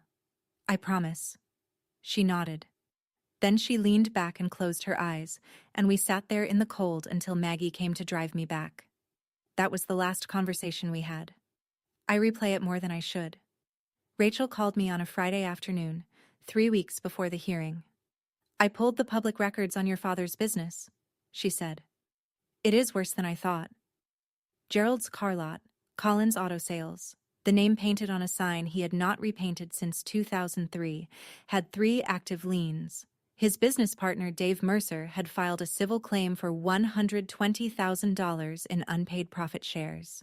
The county had issued 2 tax delinquency notices. And Donna's credit card debt, which Rachel's paralegal traced through discovery filings, totaled another $41,000. "He does not want to prove you are an imposter," Rachel said. "He wants the money. He needs the money. The imposter angle is just the only strategy his lawyer could find." It made sense. Gerald could not contest the will on standard grounds. Ruth had capacity. The document was witnessed. And divorced ex-spouses have no claim to the estate of their former partner. The only play was to attack the beneficiary. If the person named in the will was not real, the estate would go to probate. And Gerald, as Ruth's closest surviving family under intestacy rules, might claim a share. It was desperate. It was cynical.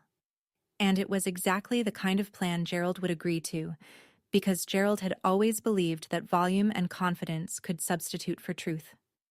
If you have ever watched someone rewrite the past just to get what they wanted, you know this feeling. Right now, my father was trying to erase me from existence to cover his own debts. If this story is hitting close to home, drop a comment below. And if you have not subscribed yet, now is the time. I promise you, what happens next in that courtroom is worth staying for. Maggie called on a Sunday morning. Her voice was different. Not worried, not sad, just careful, the way you sound when you are about to hand someone something heavy. "Your mom wanted you to have something," she said. "Can you come down?" I drove 2.5 hours. Maggie met me at her front door with a cup of tea and a tin box I had not seen in 6 years. Blue paint, chipped at the corners. The same box Ruth had shown me during my second year in the army. The one she kept under her bed. The one that held every letter I had ever sent her. Maggie set it on the kitchen table and stepped back like she was giving it room. "Ruth gave this to me the week before she went into hospice," Maggie said. "She told me to hold it until the right time. I think this is the right time." I opened the lid. Inside were 47 letters. Mine to Ruth. Sent over 15 years. Mailed through Maggie's address. Each one in its original envelope, organized by date. The earliest postmarked from Fort Huachuca, Arizona. But underneath my letters was a second stack. 39 envelopes. Sealed. Stamped. Addressed to me at Maggie's house. Ruth's handwriting on every one. Letters she had written back to me. Letters she had never mailed. Each one began the same way. "My dear girl." I opened the first. It was dated April 2010, 2 years after I left. Ruth wrote about the garden, about a stray cat that slept under the porch, about how the rocking chair needed a new bolt on the left side. The last unsent letter was dated 2 weeks before she died. The handwriting was shaky but legible. "My dear girl, I put everything in your name. Not because you need it, because I need you to know I saw you the whole time." I sat at Maggie's kitchen table and cried for the first time in years. I spent 2 nights reading those letters, 39 of them, spanning 15 years. Ruth wrote the way she talked. Plain, careful, like every word cost something and she wanted her money's worth. No drama, no poetry. Just the truth of a woman living alone in a 3-bedroom house, watching her garden grow and her daughter serve a country she could not tell anyone about. She wrote about Maggie bringing over pie on Thursdays, about the neighbor's kid who mowed her lawn for $10 and always missed the strip by the fence, about the hospital where she worked switching to a new phone system that nobody understood. But between the small things, Ruth had documented something else. Gerald had come to her twice asking about money. The first time was in 2019. He sat in her kitchen and asked if she had a retirement fund. Ruth told him it was none of his business. He left angry. The second time was in 2022. He brought Donna. Donna complimented the kitchen and asked how the house was doing. Gerald asked, casually, like it was nothing, whether Ruth had updated her will. "That woman counts my savings like it is already hers," Ruth wrote. She looked at the house the way people look at things they are planning to take. Ruth had known. She had seen it coming. And she had prepared. Her will was airtight. Her attorney had been briefed. Her savings were in a single account under her name. No joint access. No confusion. The letters showed me something I had not fully understood. My mother had been fighting this battle before I even knew there was one. She just fought it the way she did everything else. Quietly, without announcement. One careful step at a time. I put the letters back in the tin box and closed the lid. The text messages surfaced during discovery. Rachel's paralegal had filed a standard request for electronic communications related to the filing, and Gerald's lawyer, either overconfident or careless, had not objected. The exchange between Gerald and Donna was dated 3 days after the will reading. Donna: "Tell Victor to push the imposter angle. She cannot prove 15 years. Gerald: "What if the judge does not buy it?" Donna: "Then we appeal. Keep her tied up in court until she settles. She will not want to fight this forever." Gerald: "What if she has proof?" Donna: "Proof of what?" "She has been a ghost for 15 years. Nobody can prove they existed if they were not here." There it was. Not grief. Not confusion. Not a father struggling to understand. Just strategy. Just arithmetic. Keep the case alive long enough for Shelby to cut a deal, take half, and walk away. Rachel showed me the texts in her office. She printed them out and laid them on the table like evidence at a crime scene. "They are not even trying to win," she said. "They are trying to exhaust you." I read Donna's words again. She has been a ghost for 15 years. A ghost. I had served 4 deployments. I had earned commendations for work I could not describe to my own family. I had spent holidays in places with no names on a map, analyzing intelligence that kept people alive. And Donna called me a ghost. I set the printout down and looked at Rachel. I spent 8 years in places where people tried to exhaust me for a living, I said. This is Tuesday. Rachel almost smiled. Almost. Good, she said, because trial is in 2 weeks. The pre-trial deposition took place in Victor Hargrove's office, a second-floor suite above a dry cleaner that smelled faintly of steam and old carpet. Victor was 55, gray at the temples, with the kind of confidence that comes from winning cases against people who cannot afford better lawyers. He wore a tie that was slightly too short and drummed his pen against the table while he waited for me to sit down. Miss Collins, or whoever you are, he began, and Rachel immediately objected to the characterization. Victor smiled like he had scored a point and moved on. Where were you between 2012 and 2020? Employed by the United States government. In what capacity? I am not authorized to disclose the specifics of my assignment. He leaned back. Convenient. It is not convenient, I said. It is classified. 8 years, he said, flipping through a folder. No state tax filings, no voter registration, no social media, no property records, no utility bills. For 8 years, you have no verifiable civilian presence anywhere in the country. Military personnel on classified assignment do not file state taxes through standard channels, I said. My records exist. They exist in federal databases that your office did not contact. Victor closed the folder. He looked at me the way people look at a puzzle they have already decided is not worth solving. 8 years with no trace, he said. That is not service. That is a ghost. There was that word again. Rachel placed her hand flat on the table. My client's service record will be presented at trial. If your client's case rests on the assumption that military records do not exist, I suggest he prepare accordingly. Victor stopped drumming his pen. He thought he was setting a trap. He was building my case. Rachel filed the formal request on a Monday morning, a standardized form submitted through the Judge Advocate General's liaison office requesting a verified service record package for court proceedings. It was not the kind of thing you could rush. Military personnel records are stored at the National Personnel Records Center, and for individuals with classified service histories, verification goes through additional channels, identity confirmation through biometrics, assignment timelines cross-referenced against deployment records, commendation certificates reviewed for declassification. Rachel explained the process like she was reading a recipe, step by step, no shortcuts. They will verify your fingerprints against the prints taken at intake, she said. They will confirm DNA markers from your original enlistment physical. They will provide a continuous assignment timeline showing where you were, by year, from the day you enlisted to the day you separated. And the commendations? 2 of them have been partially declassified. They will include those. The others remain sealed. But the timeline is what matters. 3 weeks later, the package arrived at Rachel's office. A sealed envelope marked, Official Use Only, Court Authorized. Inside was a binder, thick, tabbed, thorough. Rachel called me that afternoon. It is here, she said. Everything. Fingerprints, assignment timeline, DNA verification, 2 declassified commendation certificates, and a cover letter from the Department of Defense confirming continuous service from 2012 to 2020.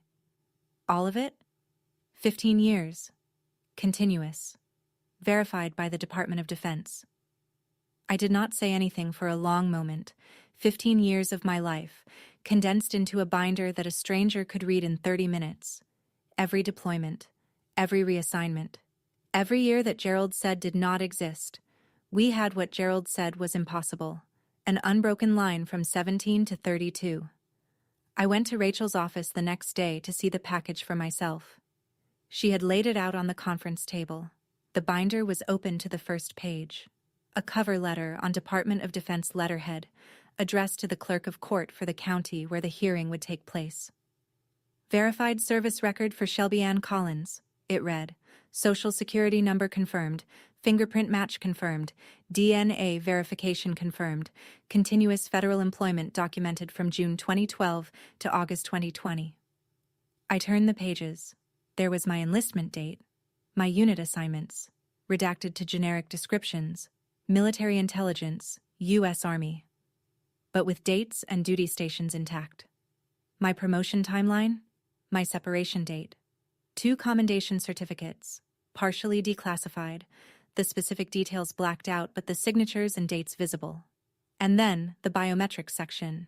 Fingerprints taken at 18, matched against federal records. DNA markers from my initial enlistment physical, cross-referenced with the Department of Defense database. It was me. Every page said it was me. They filed this case because they assumed you had nothing, Rachel said. No records, no proof, no trail. They looked at the gaps in your civilian life and decided nobody could fill them. And now? Now we walk into that courtroom with the Department of Defense saying you are exactly who you say you are. And Gerald's lawyer gets to explain why he filed an imposter claim without checking with the military first. Rachel added the tin letterbox to the exhibit list. 47 letters from me to Ruth. 39 unsent letters from Ruth to me. 15 years of continuous correspondence proving I had never disappeared from my family. 15 years of my life, verified by the Department of Defense. And Gerald was about to tell a judge none of it was real. The night before the hearing, Rachel and I sat in her office going over the plan one last time. Here is how this goes, she said. Gerald's lawyer will put on his case first. He will present the gaps. No tax records, no voter registration, 8 years with no civilian footprint. He will frame it as evidence of fraud. And we let him. We let him. We do not interrupt. We do not object unless he misrepresents a fact. We let him build his entire case on the assumption that those years do not exist. She took off her glasses and set them on the desk. Then we present one exhibit, one sealed envelope. And we let the Department of Defense tell the court what Gerald's lawyer was too lazy to find out on his own. What about Maggie? She testifies as a civilian witness. She confirms your identity. She knew you as a child. She facilitated correspondence between you and your mother. She saw you in person during your service years. She closes the loop. Rachel paused. Shelby, I have to ask. What if Gerald backs down? What if he stands up and says he was wrong? I thought about it. He will not. But if he does? Then the will stands and we go home? But he will not, Rachel. Men like my father do not retreat. They double down. Especially when someone is watching. Rachel nodded. She had handled 3 identity disputes before mine. She knew how they ended. The judge will ask Victor why he did not verify before filing, she said. That question will end this. She was right about Gerald. She was right about everything. I went home that night and set my alarm for 5:15. Same as every morning. The morning of the hearing, I put on a navy blazer and a white blouse. I am not a person who thinks about clothes, but Rachel had said to look professional and calm. So I looked professional and calm. The county courthouse was a 2-story brick building on Main Street, built in 1947 and renovated in ways that made it look older instead of newer. The parking lot was already half full when I arrived at 8:30. Small town, big drama. People had come to watch. Gerald and Donna arrived in a silver sedan. Gerald wore a suit I had never seen. Charcoal. New. The kind of suit a man buys when he wants a judge to take him seriously. Donna wore the same black dress and pearls from the funeral. Same expression, too. Like she was attending someone else's tragedy. Victor Hargrove walked in carrying a leather briefcase and a folder thick enough to look impressive. He nodded at Gerald. Gerald nodded back. They had rehearsed. Maggie was already inside. She sat in the second row behind the respondent's table and squeezed my hand when I walked past. Her palm was warm. Mine was not. The courtroom was smaller than I expected. Wood paneling, fluorescent lights that buzzed at a frequency only people trained in signal work would notice. An American flag in the corner, faded along the bottom stripe. A portrait of a former governor on the wall, slightly crooked. The judge entered at 9 sharp. Honorable Paul Abernathy. Late 60s, reading glasses, the kind of face that suggested he had heard every lie available and was no longer surprised by any of them. Everything my father had thrown at me, the accusation, the gossip, the lawyer, the Facebook posts, It all came down to this room. One sealed envelope against a story built on nothing. If you are still here, you already know what is coming. Stay with me. And if this story speaks to you, share it with someone who needs to hear it. Gerald took the stand first.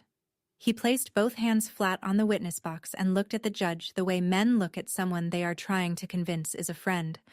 Open expression, steady voice, the performance of honesty. Your Honor, my name is Gerald Collins. I am 59 years old. I have lived in this county my entire life. I run Collins Auto Sales on Route 9. I was married to Ruth Ellen Collins for 18 years, and we had one daughter, Shelby. He paused, a deliberate pause, the kind that says, "This is hard for me." Shelby left our home when she was 17. She had problems. She was angry. She did not want to be part of the family anymore. I tried to talk to her, but she walked out, and I have not seen her since. That was the first lie. He had not tried to talk to me. He had told me to leave. After Ruth passed, a woman appeared. She had identification. She had documents. She claims to be Shelby. He shook his head slowly. But I am her father. A father knows his own child. And that woman is not mine. He gestured toward me without looking, like pointing at something unpleasant in the corner. My daughter disappeared 15 years ago. Nobody heard from her. Nobody saw her. This person showed up with a story and a signature, and she expects a judge to hand over my late wife's savings. His voice cracked. 1 second. When he said the word wife, his jaw tightened and his eyes went somewhere far away, and for that 1 second, I believed he felt something real about Ruth. Then he straightened, cleared his throat, and the mask came back. I am asking the court to protect Ruth's legacy from a stranger who is trying to take what does not belong to her. Donna dabbed her eyes in the gallery. Gerald sat down. Victor nodded like a coach approving a play. The judge made no expression. He wrote something on his pad and looked at Victor. Victor Hargrove stood and buttoned his jacket. Your Honor, the petitioner's case rests on a simple and verifiable fact. For 8 of the last 15 years, the respondent has no verifiable history in any civilian database. He opened his folder and produced a series of printouts: state tax records, voter registration searches, social media platform queries, property databases. All of them showing the same thing: no results for Shelby Ann Collins between 2012 and 2020. No tax filings, he said, laying each page in front of the judge. No voter registration, no property records, no utility accounts, no social media presence. For 8 consecutive years, this individual left no trace in any system accessible to the public. He paused for effect. People do not simply vanish for 8 years, Your Honor. When someone disappears from every database for nearly a decade and then reappears to claim a significant inheritance, the court has an obligation to verify that this individual is who she says she is. He placed 2 photographs on the table, one from my junior yearbook. 17 years old, long hair, braces just removed. The other from my contractor's staff directory. 32, shorter hair, the kind of face that 15 years of sun and service had reshaped. We submit that the differences are significant and the gap is unexplained. We respectfully request the court reject the identity claim and void the bequest. Victor sat down. Gerald leaned back in his chair. Donna uncrossed her legs and recrossed them. The gallery murmured. They thought it was over. They thought the gaps were enough. They had built their entire case on the assumption that silence meant absence. The judge turned to Rachel. Counselor Whitfield, your response. Rachel reached into her briefcase. She pulled out a single envelope. But first, Rachel stood and walked toward Gerald. Mr. Collins, you testified that your daughter left your home at 17 and that you have not seen her since. Is that correct? Gerald shifted. That is correct. When was the last time you attempted to contact your daughter? She left. She did not want contact. That was not my question. When did you last attempt to reach her? A phone call. A letter. A message through a family member. Gerald looked at Victor. Victor gave a small nod. I did not attempt to contact her, Gerald said. She made her choice. Did you ever file a missing person report? No, because... Did you ever hire a private investigator? Contact her college? Reach out to the military? She did not go to college. She did not go to college because you told her not to. Is that correct? Gerald's face reddened. That is not what happened. We have a witness who was present that evening.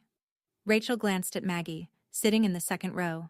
Margaret Aldrin, your former sister-in-law, who took your daughter in after you told her to leave. Gerald's mouth opened and closed. Mr. Collins, is it accurate to say that in 15 years, you made 0 attempts to locate your daughter, and you are now asking this court to believe she does not exist? Victor stood. Objection. Counsel is argumentative. Withdrawn, Rachel said. She turned back to the table. No further questions. Gerald gripped the edge of the witness box. His knuckles were white. Donna was no longer dabbing her eyes. She was staring at the back of Gerald's head with an expression I recognized. Not concern, not sympathy. Calculation. The judge wrote something on his pad. Then he looked up. Counselor Whitfield, you may present your evidence. But before Rachel could move, Gerald stood up. Not slowly. Not the way a man rises when he has been asked. Gerald shot to his feet like something had detonated inside his chest. His chair scraped against the floor and the sound cut through the room. She is an imposter, he said. Not to Victor. Not to Rachel. To the judge. I am telling you, Your Honor, that woman is not my daughter. The judge held up his hand. Mr. Collins, please take your seat. Gerald did not sit. My daughter is gone. She has been gone for 15 years. And this person, he pointed at me, showed up with forged papers and a sob story, and she is trying to steal my wife's money. Ex-wife, Rachel said quietly. Gerald ignored her. His voice was rising. I want it on the record. She is a fraud. She is not Shelby. I do not know who she is, but she is not my child. Donna was nodding in the gallery. Hard, aggressive nods, like she was willing the judge to agree through sheer repetition. The judge's expression did not change. He looked at Gerald the way a man looks at something he has already made a decision about. Mr. Collins, he said, sit down. Gerald sat. His hands were shaking. Victor placed a palm on his forearm, but Gerald pulled away. The room was quiet. The judge turned to Rachel again. Counselor, your evidence. Victor stood quickly, trying to regain control. Your Honor, I would like to restate for the record. His voice was smooth, practiced, the voice of a man who had spent decades polishing rough arguments into presentable shapes. The respondent has provided no documentation accounting for 8 of the past 15 years. From 2012 to 2020, there are no state tax filings, no voter registrations, no property records, no social media presence, and no utility accounts under her name. He straightened his tie. Your Honor, this woman has no verifiable history for 8 of the past 15 years.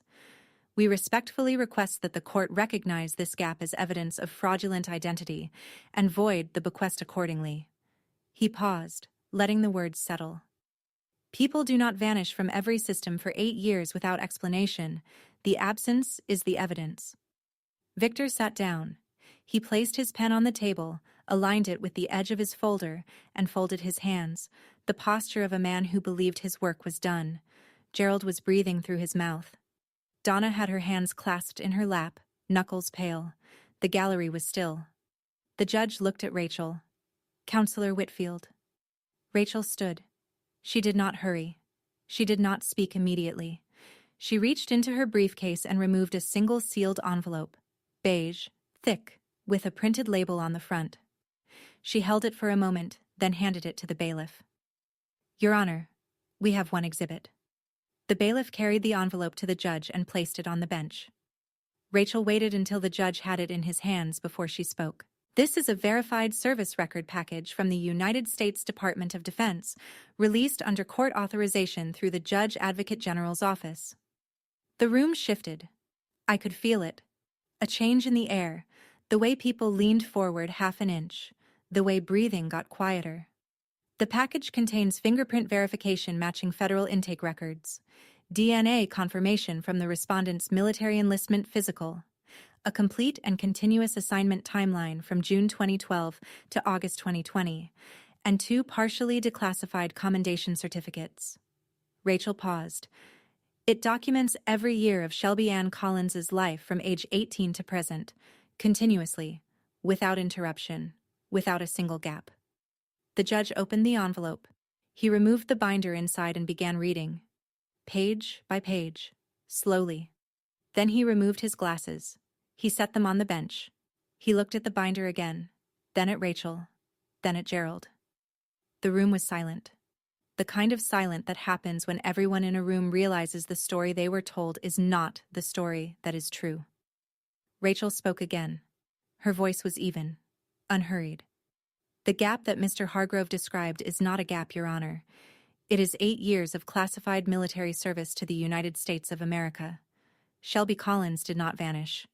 She served. Gerald stared at the binder in the judge's hands. His mouth was partially open. His face had lost its color. Victor Hargrove was not moving. Donna's hands were no longer clasped. They were gripping the edge of the bench in front of her. The judge put his glasses back on and continued reading. Rachel was not finished. Your Honor, we have a secondary exhibit. She reached into a canvas bag beside her chair and placed the tin box on the respondent's table. Blue paint, chipped at the corners, the box that had lived under Ruth's bed for 15 years. This box contains 47 letters written by Shelby Collins to her mother, Ruth Collins, over a period of 15 years. It also contains 39 letters written by Ruth Collins to her daughter, letters she composed but never mailed. Rachel opened the box and removed a handful of envelopes, fanning them across the table. The correspondence was facilitated by Ruth's sister, Margaret Aldrin, who is present in this courtroom. Maggie stood briefly when the judge looked her way. She gave a single nod. Shelby Collins did not disappear from her family, Rachel said.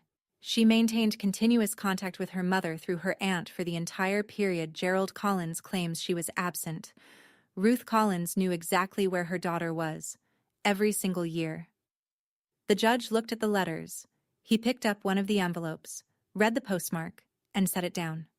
Gerald was staring at the tin box. I watched his face change. Not anger this time. Something worse. Confusion. Then recognition. Then the slow, terrible understanding of a man who realizes his ex-wife had a life he knew nothing about.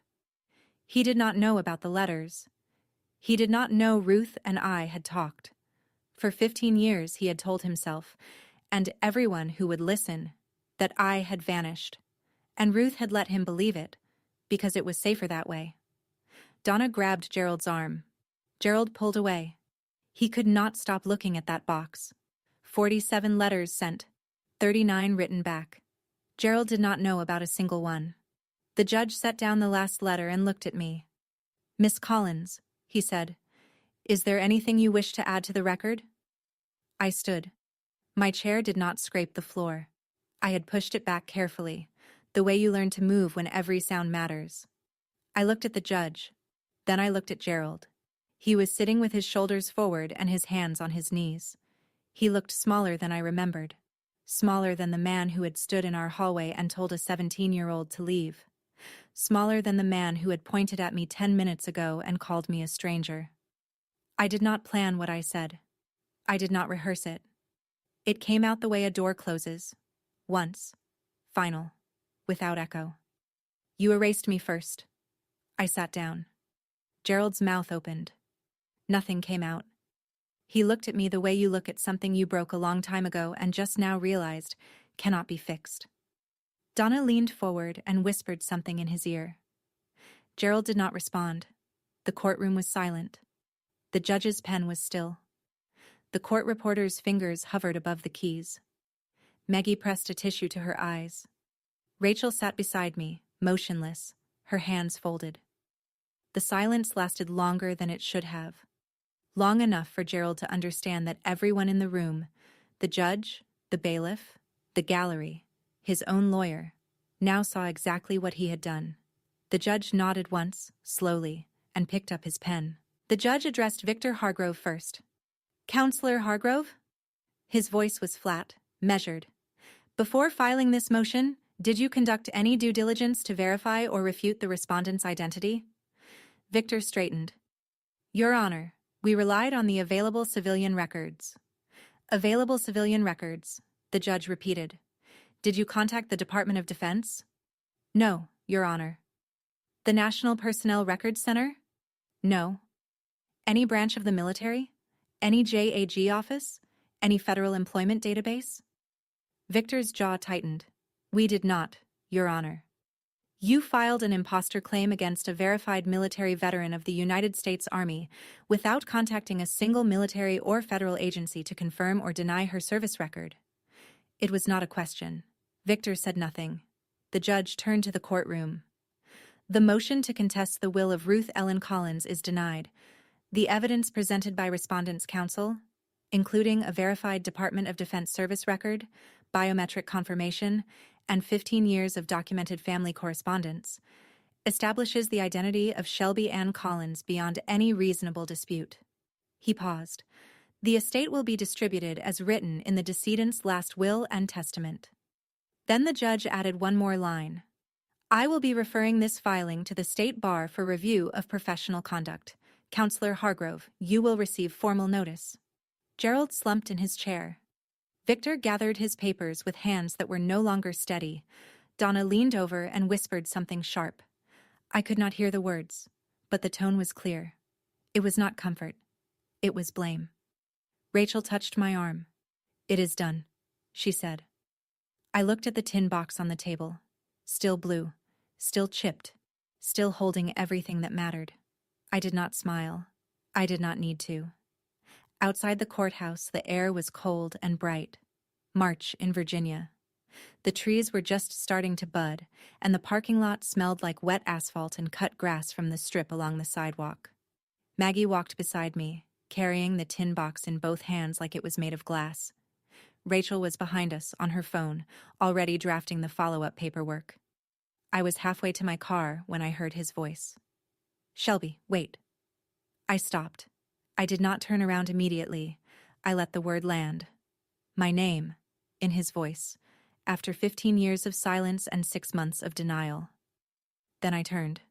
Gerald was standing on the courthouse steps. Donna was behind him, her arms crossed, her face tight. Victor was gone. He had left through a side door. Gerald came down the steps. He moved like a man walking into something he was not sure he wanted to reach. "I did not mean for it to go like this," he said. I waited. "The lot is going under," Donna said. I was desperate. I was not thinking clearly. "Donna said," I repeated. "Donna said." Gerald flinched. "You made your choice, Dad." My voice was steady, not loud, not shaking, just flat, the way a statement of fact should sound. "You made it when I was 17. You told me to leave. You made it again 6 months ago when you hired a lawyer to tell a judge I was not real. Shelby." "I hope you work it out," I said. "I mean that. The lot, the debt, whatever comes next. I hope you find a way through." I paused. "But you and I are done." I turned and walked to my car. Maggie was already there, the tin box resting on the passenger seat. Behind me, I heard Donna's voice, sharp and low. "Do something." Gerald said nothing. I started the engine. I drove out of the parking lot and onto the 2-lane road that led north, back to Virginia, back to the life I had built without him. I did not look in the mirror. There was nothing behind me I needed to see. 2 weeks after the hearing, I drove back to Ruth's house. My house. It was a Saturday. The weather had turned, warm enough for shirt sleeves, the kind of early spring day that tricks you into thinking everything is starting over. The porch light was on. I had asked Maggie to replace the bulb the week before. She had also watered the garden, trimmed the hedges, and left a casserole in the refrigerator with a note that said, "Eat this." I sat in the rocking chair. The wood was warm from the afternoon sun. The creek was still there, on the left side, the same one Ruth had mentioned in her unsent letters. The same one she had asked a neighbor's kid to fix and he never did. I could see the street from here. The same view Ruth had watched every evening for 41 years. The house across the way with the flag out front. The oak tree that dropped leaves on the sidewalk every October. The mailbox at the curb, still bearing her name. I pulled one of Ruth's unsent letters from the tin box. The third one she ever wrote, dated June 2010. My dear girl, you were always the bravest one, even when you were small. I used to watch you cross the yard and think, she does not know how strong she is yet. But she will. I put the letter back. I closed the lid. I placed the box on the shelf by the front door, next to the porch light switch, and a framed photo of Ruth from 1998. Still blue, still chipped. My mother spent her whole life saving. Not just money, but proof that I existed. Proof that she loved me. Proof that the quiet daughter Gerald threw away was worth more than he ever understood. I sat in her chair. I watched the street. The day ended slowly, the way good ones do. That is my story. One courtroom, one sealed envelope, and a tin box full of letters that said everything my father refused to. If someone in your life needs to hear this, share this video. Thank you for being here. Subscribe, and I will see you in the next one.